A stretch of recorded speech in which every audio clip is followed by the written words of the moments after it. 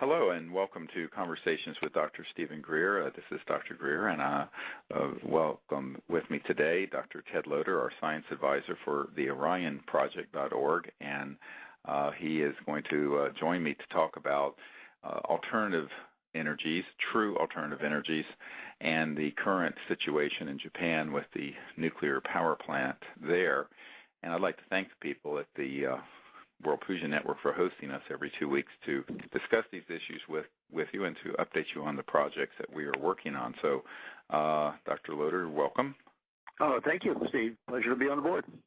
The reason we decided to do this particular show is because we think it's very important that people understand that with all the public debate going on around what's happened after this tsunami and earthquake in Japan, that there are solutions to the energy crisis without using nuclear or coal or oil. And these are the ones that the Orion Project has been working on, that deal with very high voltage systems that pull energy out of the fabric of space-time, the so-called zero-point energy field, and that while we spend hundreds of billions of dollars in federal funds underwriting new nuclear power plants and other schemes, there's not been one red cent spent on these technologies because they're such game changers that they would completely make those other technologies obsolete.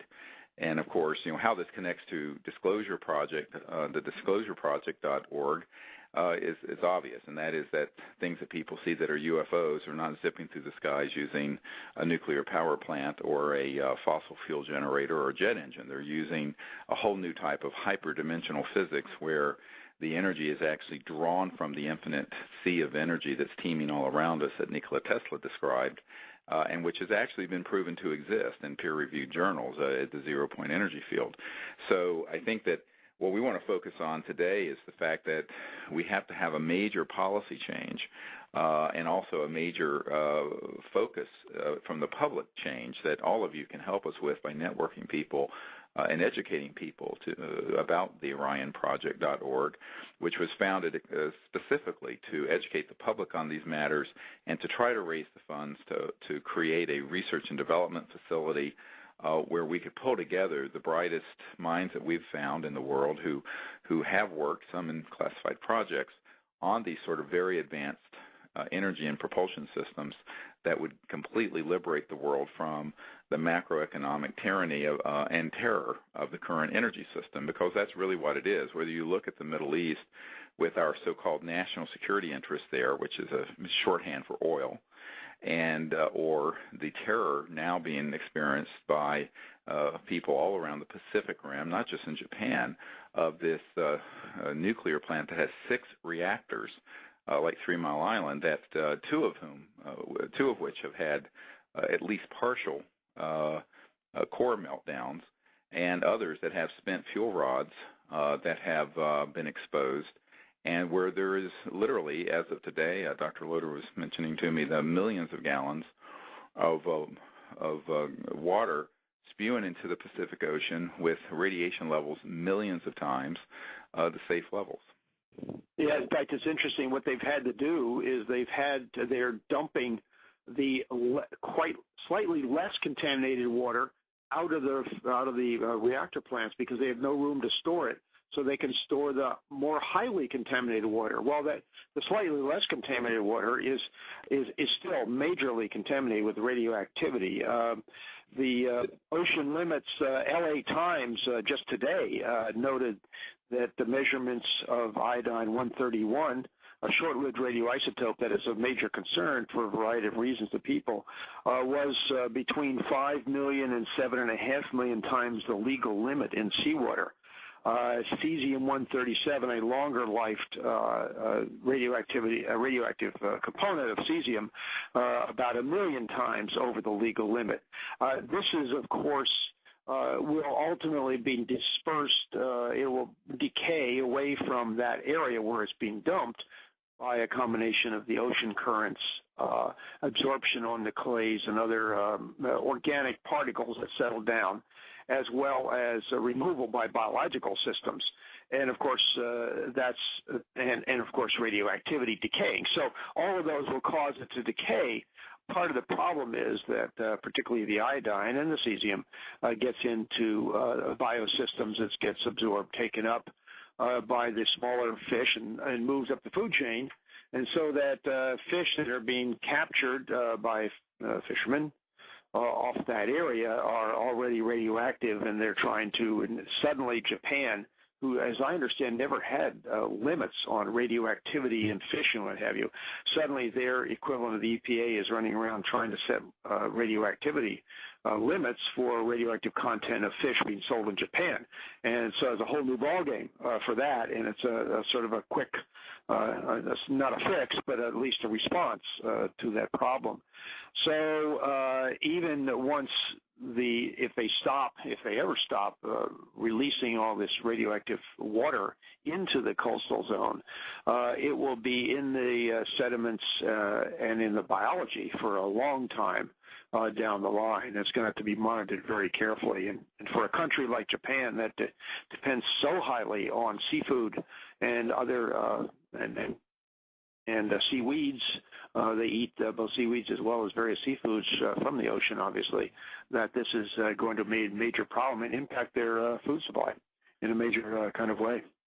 Well, as a further point of introduction, the listeners should know that I'm a medical doctor with the knowledge of biological systems and medicine, and Ted is a chemical oceanographer. So we have jointly some serious expertise in these areas, and of course, both of us have studied intensely the new energy systems, the alternative energy systems that have been suppressed ruthlessly by the national security state and by the corporate interest around the world. And we're just appalled to see the world sinking into this kind of nuclear terrorism sponsored by corporate interest and corporate greed, when there are solutions sitting on the shelf at classified facilities run by our own Department of Energy.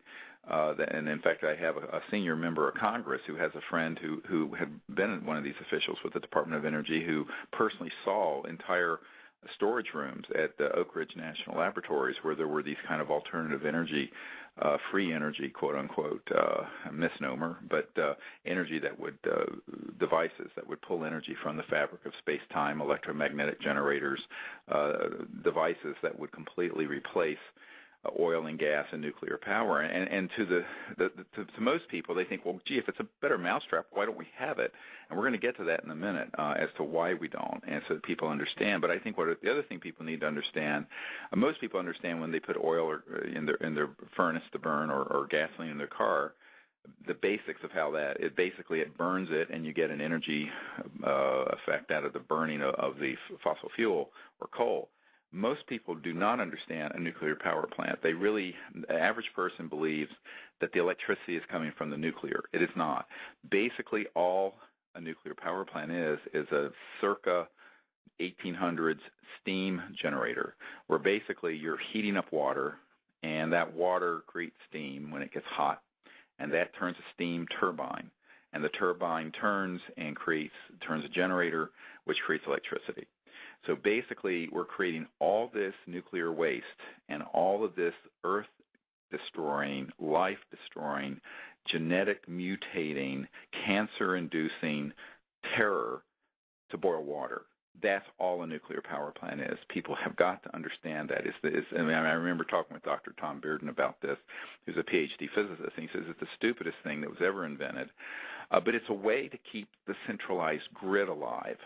You see, because basically you can't have a nuclear power plant in your backyard, so it's tied into these large corporate grids and private corporations. And I might point out that, talking about corporate citizens, the firm General Electric, which just posted a $5.1 billion net profit. Now, this is their profit after their CEO gets the $23 million salary and all of that. Was tax-free, that they paid zero taxes. Now, I would like to personally make $5.1 billion and not pay one red cent in taxes, but somehow corporate America has lobbied Congress for all the loopholes so that this can happen. So here you have this corporate titan, and the CEO just went over to Japan, because the reactors that are at this plant that are melting down are General Electric reactors. That is correct. And a lot of people, this has been reported very, very scantily in the press. So in the same week that they announced that this massive transnational, multinational corporation had a $5.1 billion tax-free profit with huge salaries and bonuses and windfalls where they paid no taxes at all, that the CEO was jetting over to Japan to consult with the TEPCO officials, the Tokyo Energy Company, electric power company that owns this reactor where the tsunami hit, because those are General Electric reactors that are melting down. So this is the kind of collusion and nonsense that goes on when these same interests would lobby Congress or have their minions in the patent office or in the government who would attempt to suppress someone who would come out with an energy device that would pull energy out of the zero-point energy field that would run your house and car without any pollution or radiation off the grid, and once you bought the system would be free energy, just like a solar system. Once you put it in, it's free energy from the sun.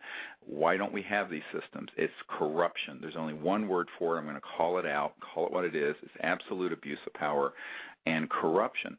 So the OrionProject.org is trying to remedy this by educating the public to these facts and also get people focused on putting a little bit of our focus as a society, both individually and collectively, on supporting the scientists and engineers who do understand this new paradigm in energy generation so we can get the world off of this horrible nuclear power and fossil fuels. Yes, absolutely. I wanted to add one more comment about the corruption issue, Steve. Do you realize, and you probably know this, General Electric also owns some of the media companies, major media companies, as I understand it, NBC, MSNBC, and several others. And it's interesting, just recently there was an item that occurred relative to energy, which I'll mention in a second, that only Fox, and Fox News is not noted for whatever sometimes, but in this case, Fox News came clear on this thing where none of the General Electric owners did.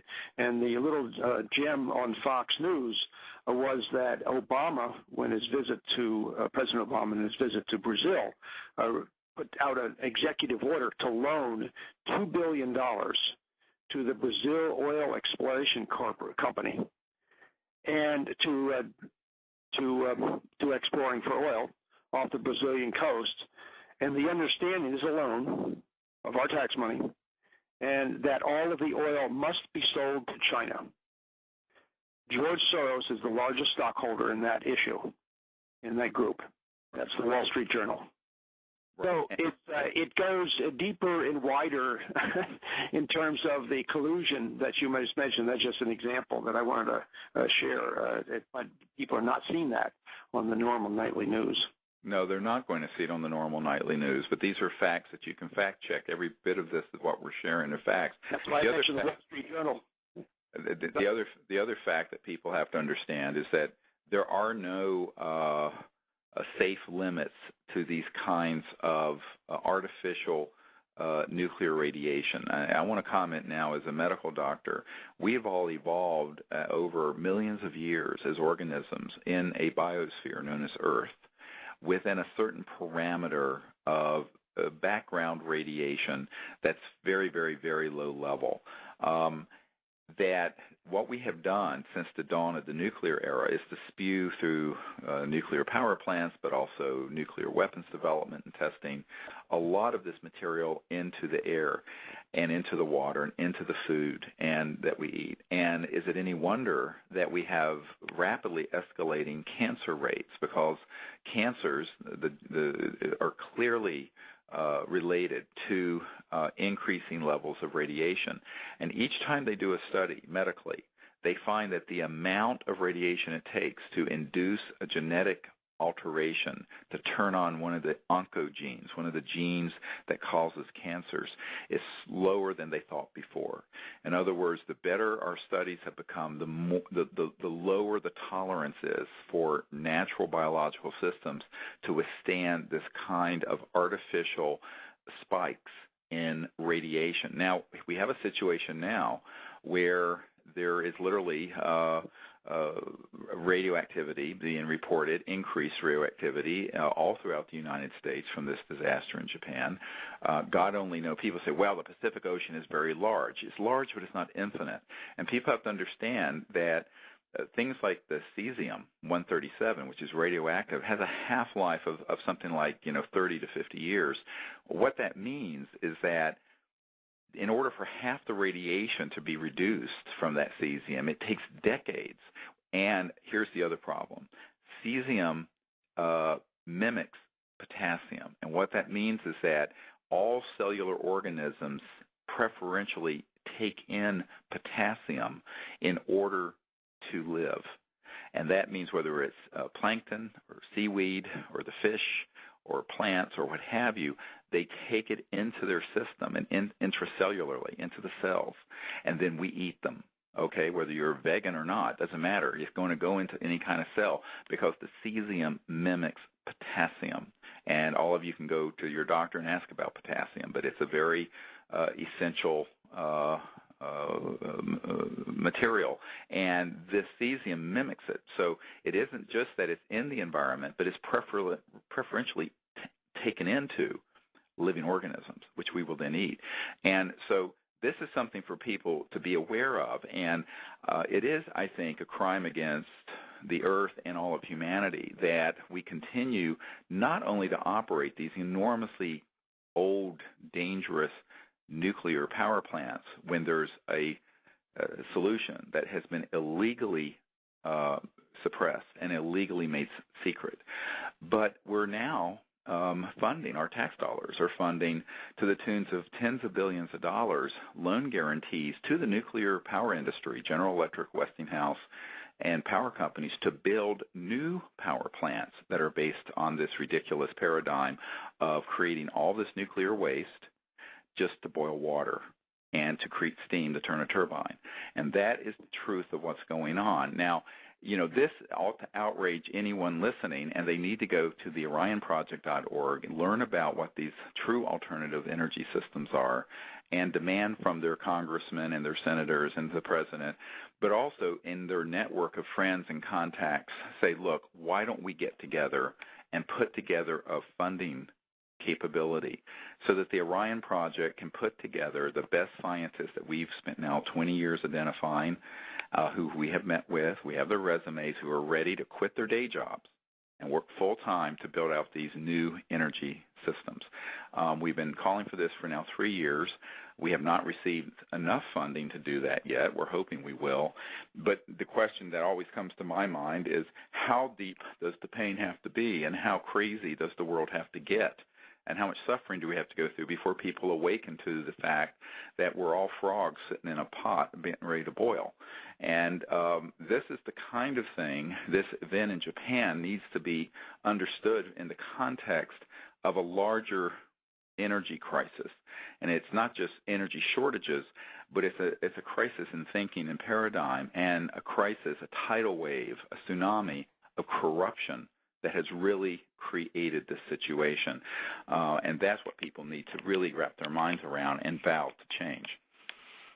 Absolutely. I wanted to add one more comment about the biological thing, and then we'll continue with alternatives that is the main topic here.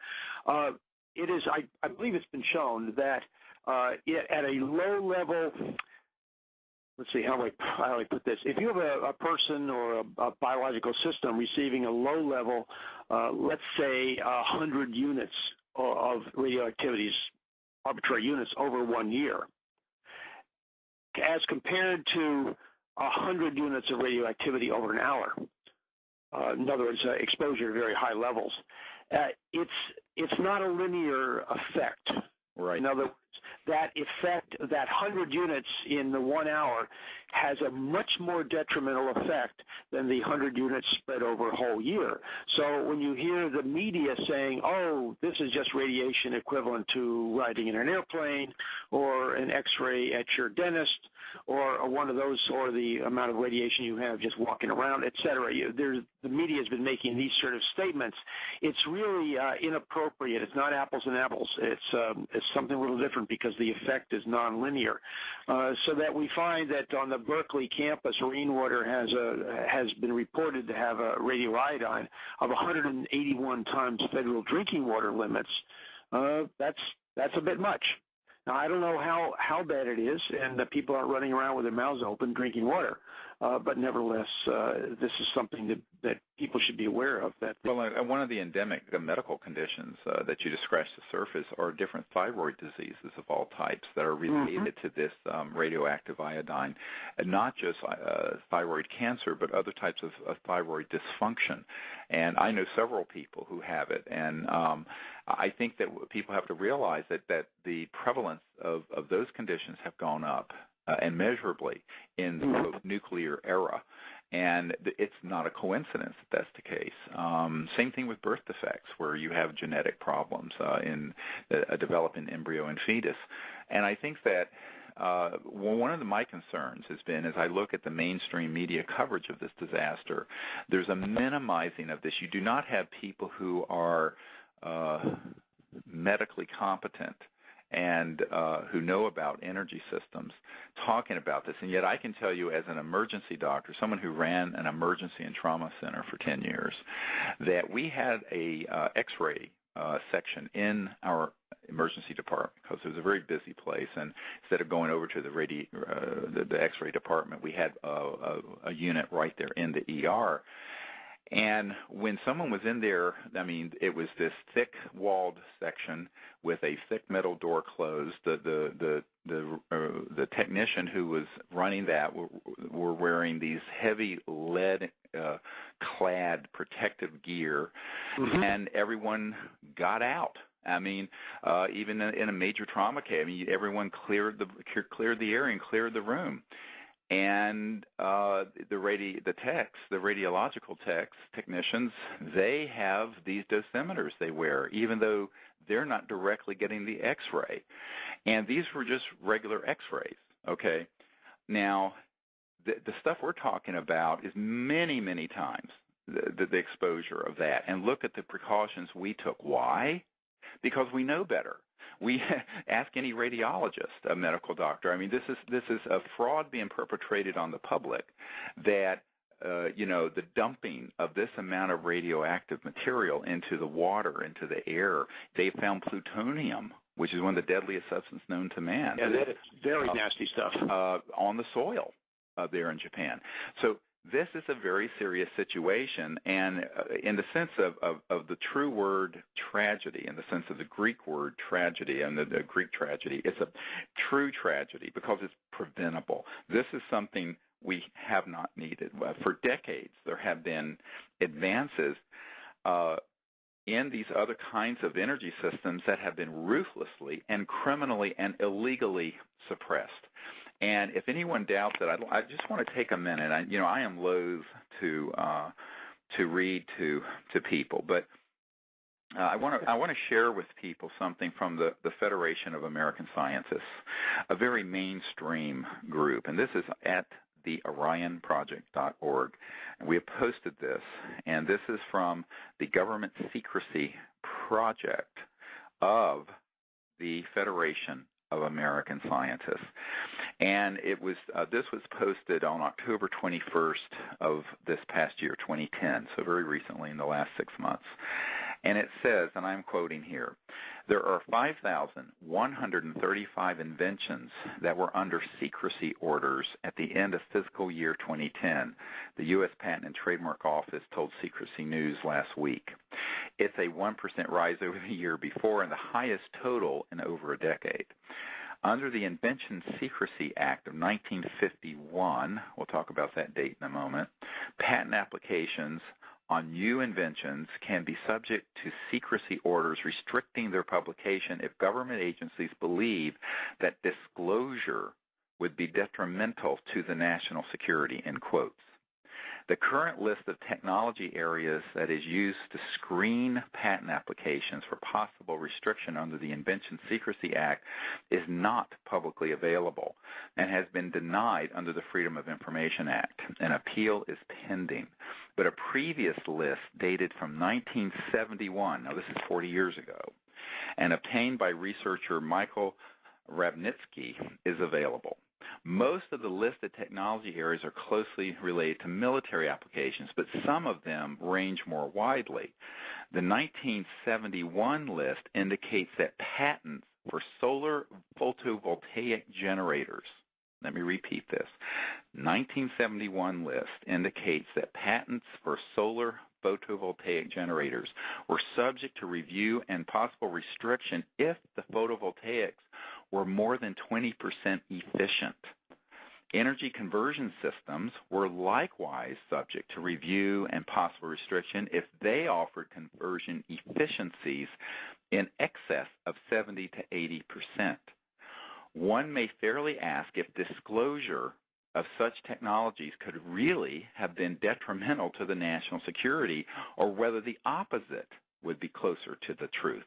One may further ask what comparable advances in technology may be subject to restriction and non-disclosure today, but no answers are forthcoming, and the invention secrecy system persists with no discernible external review.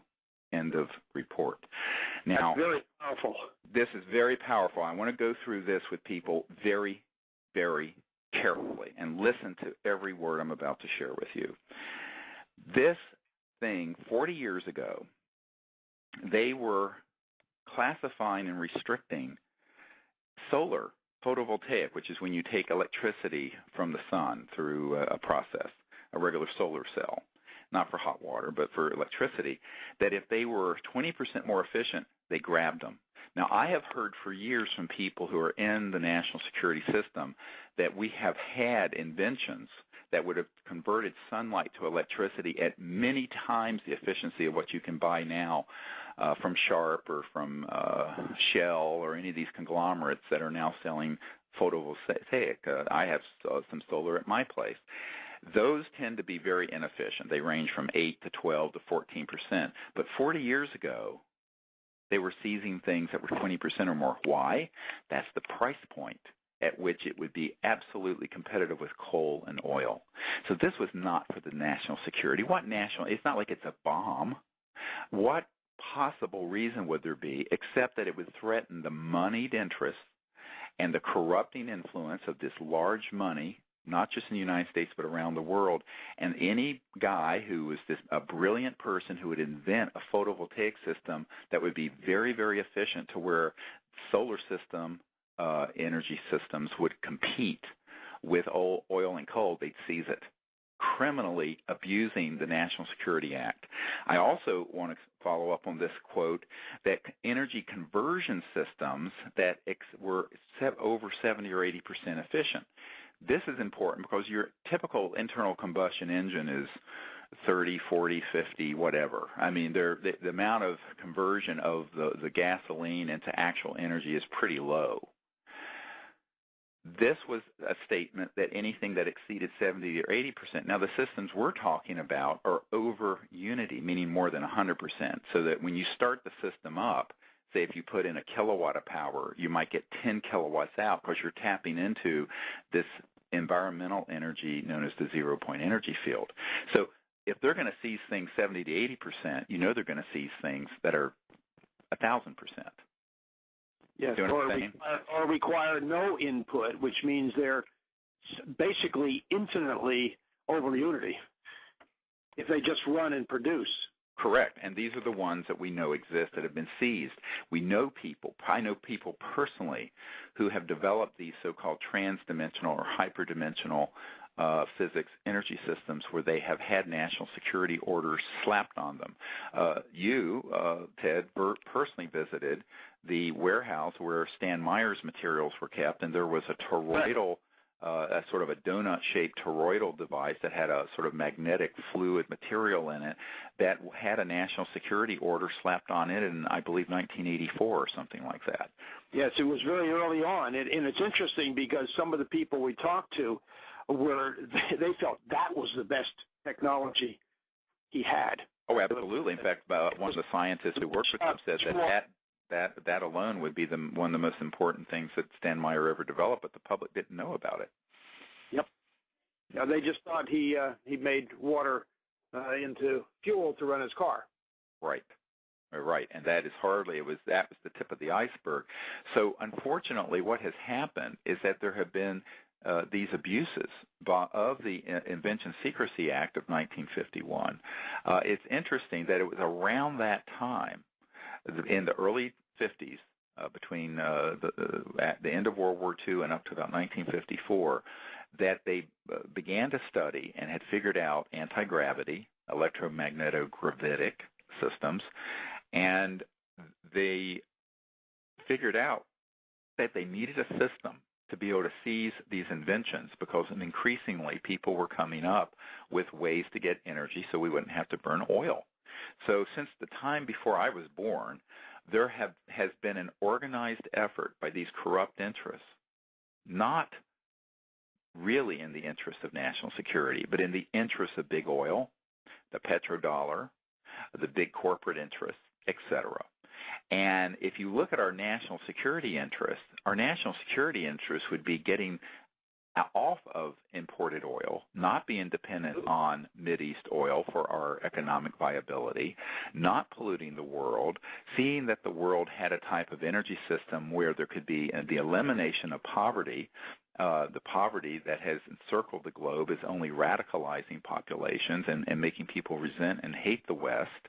Any way you want to analyze our national security interest, environmental interest, long-term survival interest, peace in the world, justice in the world, et cetera, and so on, there's no rationale except this macroeconomic corruption that has been perpetrated by a clique of people who have abused these national security acts and the Invention Secrecy Acts. And this is something which, I would love to see CNN or MSNBC and NBC, which of course is owned by General Electric, and some of these big media outfits actually drill deep into this report from the Federation of American Scientists, a very mainstream scientific group, which has now revealed that this kind of chicanery is going on.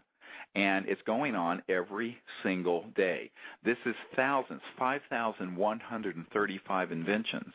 Now, the thing to understand, that's just the tip of the iceberg, because if you look at what had been seized by Stan Meyer, there wasn't a patent on that one. That's right. See, he hadn't gotten that far. But they knew he had developed something that was basically an over-unity, meaning more than 100% efficient system. I know a man who worked at Lawrence Berkeley Labs who was using barium titanate crystals. And these barium titanate crystals were used with an electromagnetic analyzer to put a very high voltage signal into them. And on the output part of the signal, he was getting over 10 times more energy out than was going in, and that was seized. He was abducted. He was put into a mental hospital and put on Thorazine. This is a physicist that I know personally. And these sort of criminal behavior, now there's something, he never was anywhere near patenting this thing. He was just doing experiments at Lawrence Berkeley Labs. So we have another man that we've worked with who, after he finished college, started developing very high voltage transdimensional systems with all kinds of amazing energy generation capabilities. And these jackbooted thugs came into his place of business. He had started his own small company, and they came in and they said, "Sir, this now belongs to us. We are taking this and putting it in the quote-unquote vault, and you are now working for us." And ever since then, since 1970-something, this man who we know very well has worked, in fact, for various classified projects for the U.S. government.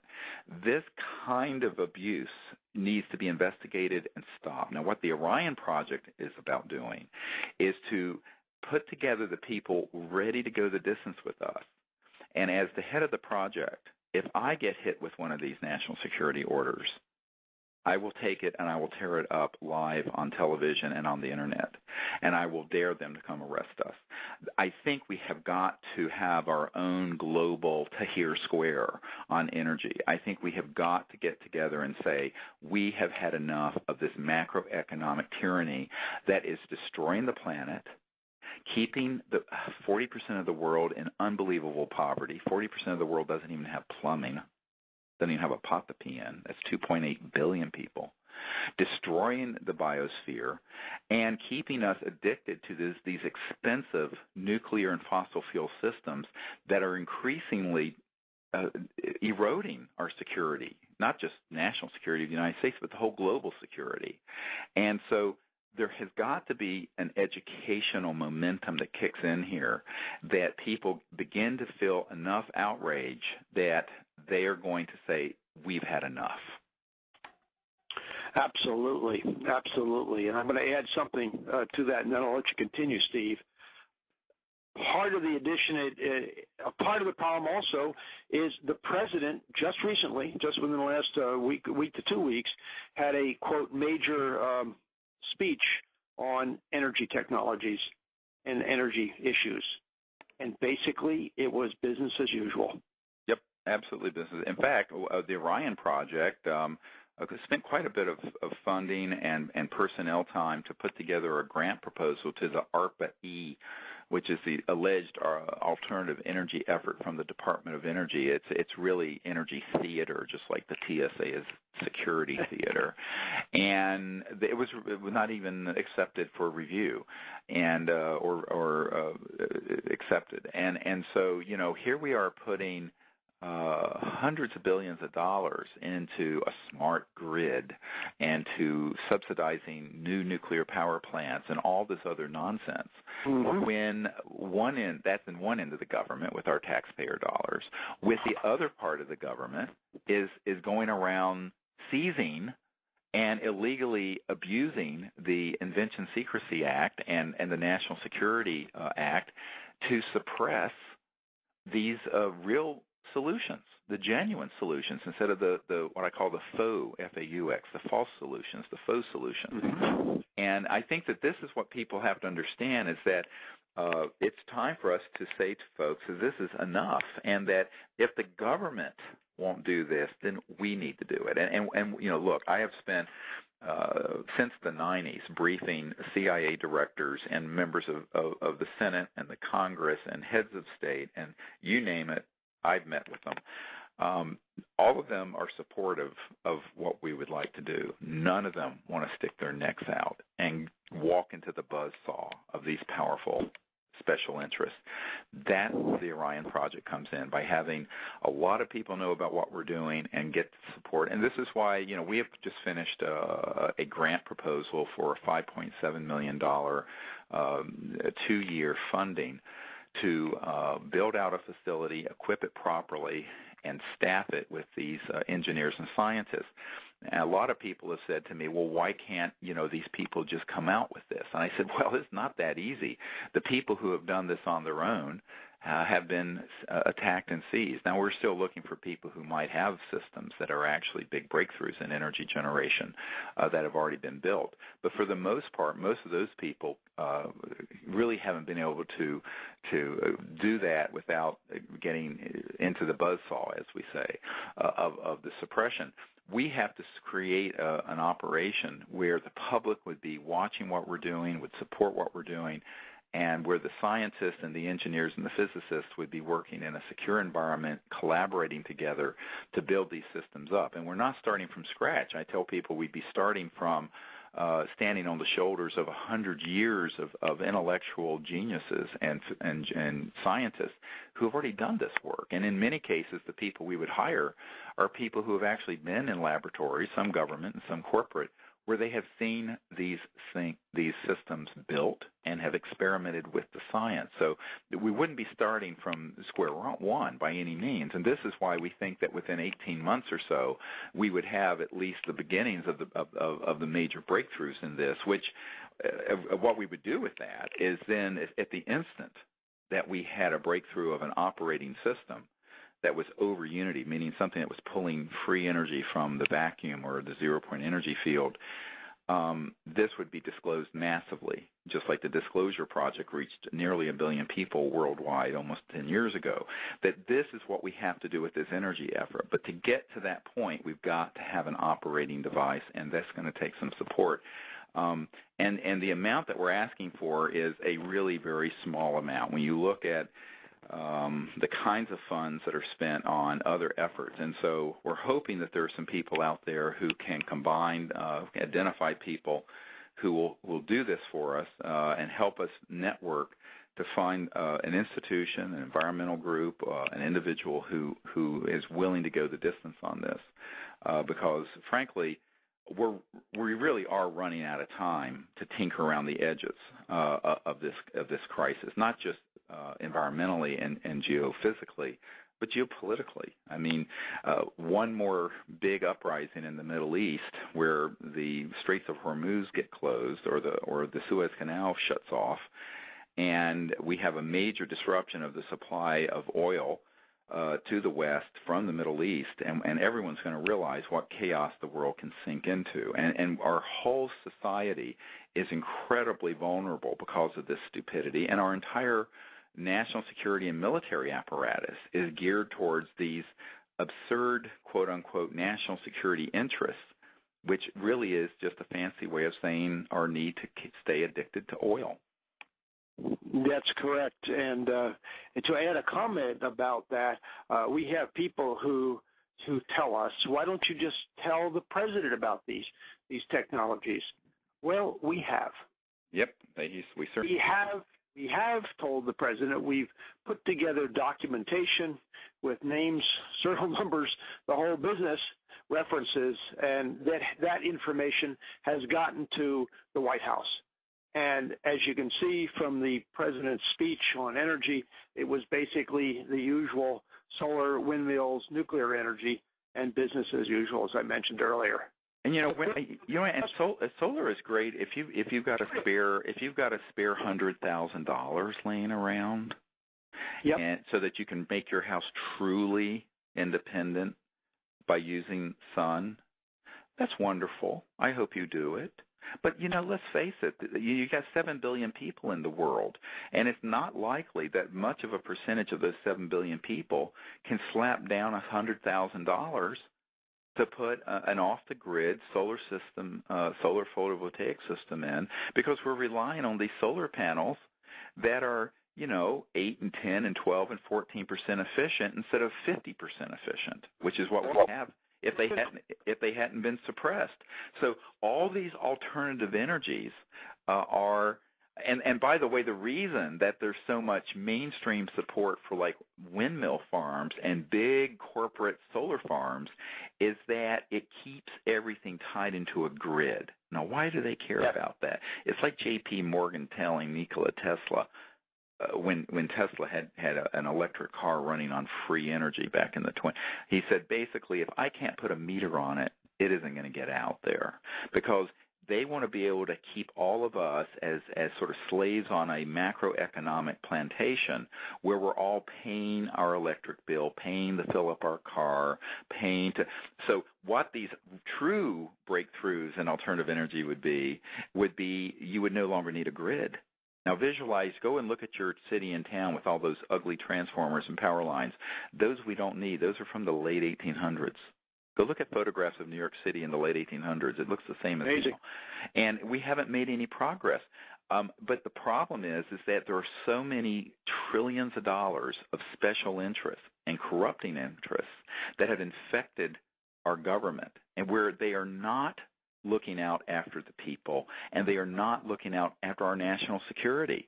As this Federation of American Scientists paper says, that the disclosure of such technologies, how could they be detrimental to the national security? And the opposite is actually closer to the truth, that their disclosure would enhance our national security. So if it isn't for national security reasons, and it isn't benefiting and protecting the public, then who is benefiting from the current policy?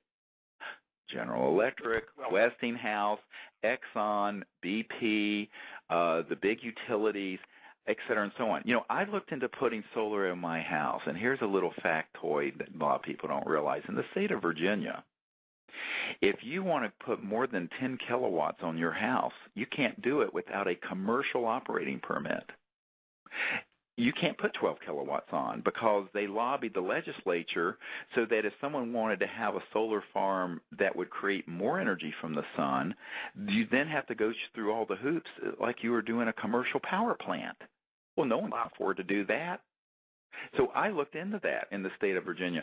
This thing is so mobbed up. It's the biggest racket, and really, at a certain point, this really needs to come to the light of day, where it's basically a racketeering, influenced, corrupt organization, RICO, which is what they call the mafia and the mob, effort that has kept these wondrous new sciences and technologies suppressed, where people have literally been threatened. People I know personally have been threatened. I have been.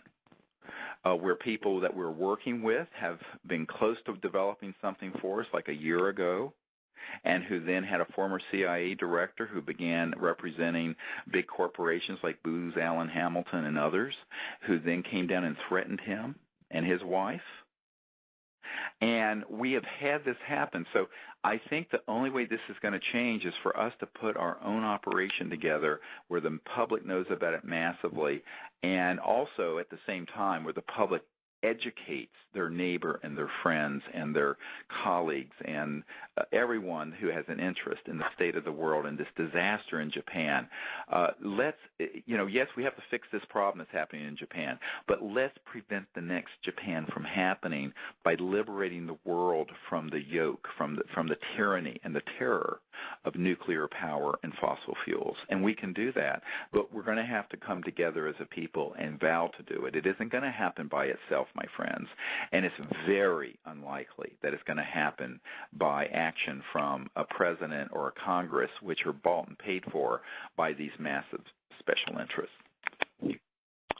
And that's not just this president, it's every president. I mean, unfortunately, this is perhaps a dim view of politics, but I think it's a realistic one. I think is that once someone gets to that level of national power, they understand that if they were to make a change this large, that it's what one person who worked closely with George W. Bush told me, and in fact, he worked with the nuclear power industry on behalf of the nuclear power industry with the Bush administration. He said, look, yes, these things exist. Yes, this is good. He says, but they're too good.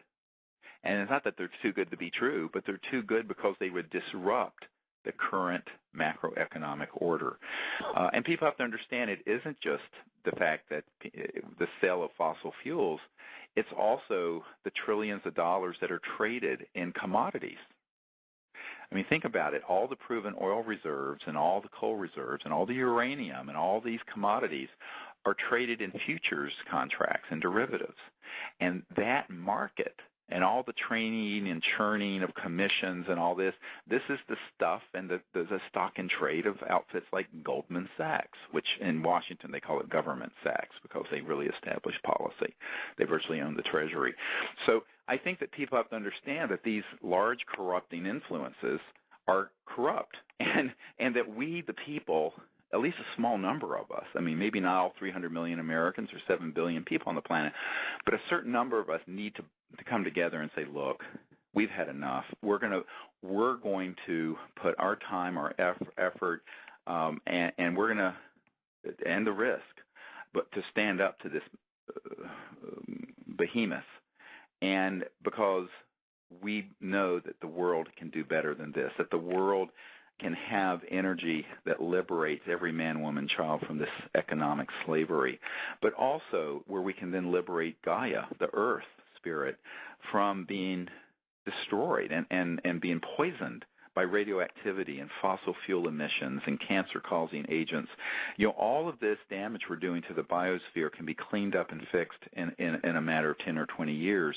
And I think that what we have to understand, and this is the very good news, is that within a generation, we could have a world where there'd be no more pollution, no poverty, and that the damage we have done to the earth could be completely cleaned up. So what a beautiful thought that is. So why don't we do it? I mean, the science is there. The technologies have been there. We need to organize and have the will to make it happen, and that's why the OrionProject.org. You can go to that website, the Orion, ORION.org, the OrionProject.org. Orion like the constellation, ORION.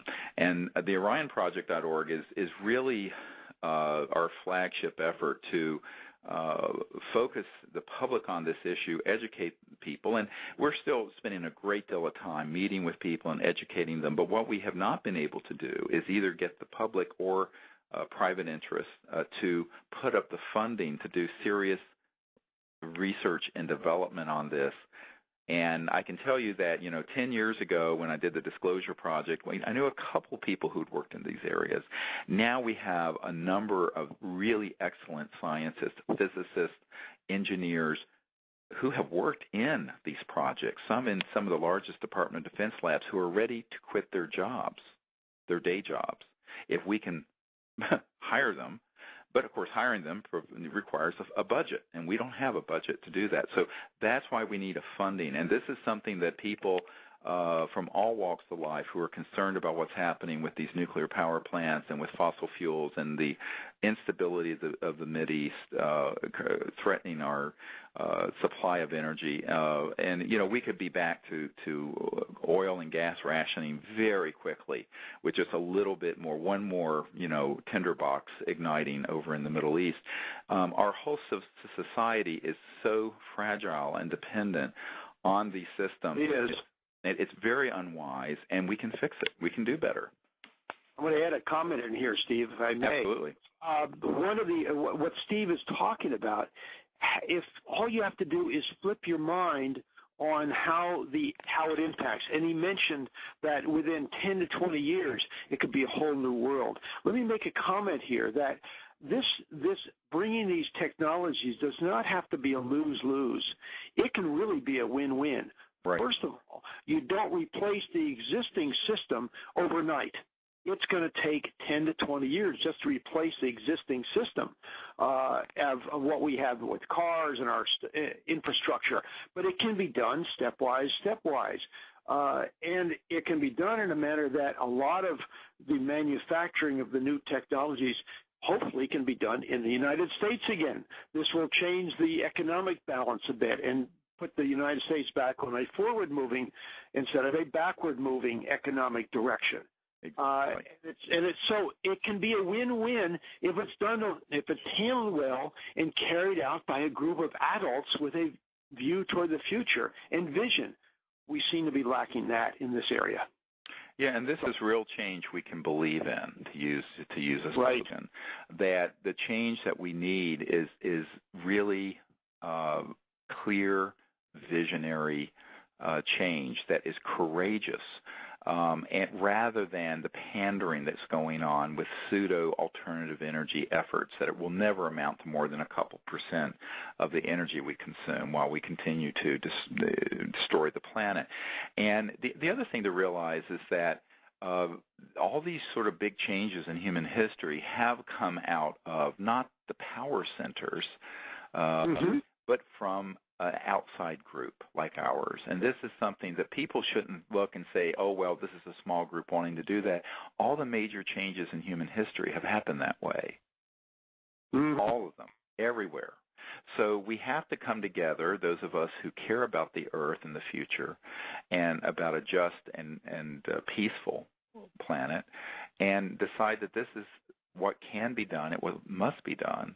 And that's why, Dr. Loder and myself and Dr. Bravo and many others have spent so many years working on this issue, educating senators and educating the public and identifying people to come together. But ultimately, none of us have the ability to personally fund a laboratory and equip it and hire all these people on our own budgets, but we know that if enough of us come together and did it, we could do that. And so that's what we're trying to do with the OrionProject.org. And we have gone the route of asking from the Department of Energy for these ARPA-E grants. We have met. A lot of people say, well, why don't you talk to some of these very wealthy people? We have. And actually, I've met with guys and flown on their private jets and talked to them about this, and basically they'll turn to me and say, well, we'll be stepping on the toes of some pretty big gorillas, and I don't want to take that risk. So the very wealthy people out there we've met with have They're more scared. Yeah, they've run scared. One of them told me about how he had known an executive with General Motors in the 1960s who had these devices in a classified project and wanted every car GM made to come out using electric energy like this that would be never on any oil or gas or coal system. And he said that 2 weeks later the guy was found dead of an apparent suicide, but he said the guy absolutely wasn't suicidal, that the guy was somehow taken out because he was pushing to have this happen and was beginning to talk about it. So unfortunately, you can't do this in a secretive way either. Many people come to me and say, well, let's just do this. I mean, in fact, we recently met with one of these guys who had this idea that is presented to me about once a month by somebody. Well, let's develop this and just secretly slip it into somewhere. I said, look, you're dealing with a national security apparatus that has everything monitored, and you're never going to do this secretively. The best way to do it is to do it in the light of day with millions of people who know about it. And this is why part of our strategy is making a public appeal for these funds, doing it very publicly, and then when we have something operational, it'd be like the DisclosureProject.org, where if you go to DisclosureProject.org, you'll see we started putting out literally dozens of top-secret witness testimonies about classified programs and documents, and then literally millions and millions of people saw that. So the same has to be done with this. If you try to do it secretively, you're basically dancing on their dance floor, and they have secrecy wrapped up. So the way to do it is to not dance on their dance floor. Let's create our own stage and do this openly and publicly and transparently, and let the public know that these devices exist. Because my view of it is that the instant we have something like this operational, you go massively public, satellite TV, internet, everything, and literally a couple billion people find out about it within 24 hours. Because what you have to do is squeeze the toothpaste out of the tube so quickly that they can't put it back in. The genie's out of the bottle. And that's really what we have a unique ability to do. We've already done it. It's not like a theoretical thing. We did it with Disclosure Project, and we can do it with this, but we need your help. And anybody who has the means to help us develop these programs further and put these scientists together, and let us know. If somebody knows someone who actually has an operational device who's been sitting on it out of fear, they need to get hold of Dr. Loder right away, because he heads up an engineering team that will evaluate it, and if it's legitimate, then can be reproduced and is real science, then the public will know about it in short order. Yes, that's about sums it up, doesn't it? Indeed. Well, thank you, Ted, for joining me today. And I just wanted to give this update to folks on the OrionProject.org and some perspective on what's happening in the world. And, we all know that we have a problem, and what people need to know is that there is a solution, and for that we should be hopeful and grateful and stay in that positive thought and do something positive about it. So thank you, Ted, and I'd like to thank the folks at the World Fusion Network for hosting us. And until next time, this is Dr. Stephen Greer with Conversations with Dr. Greer. Bye-bye. Bye-bye.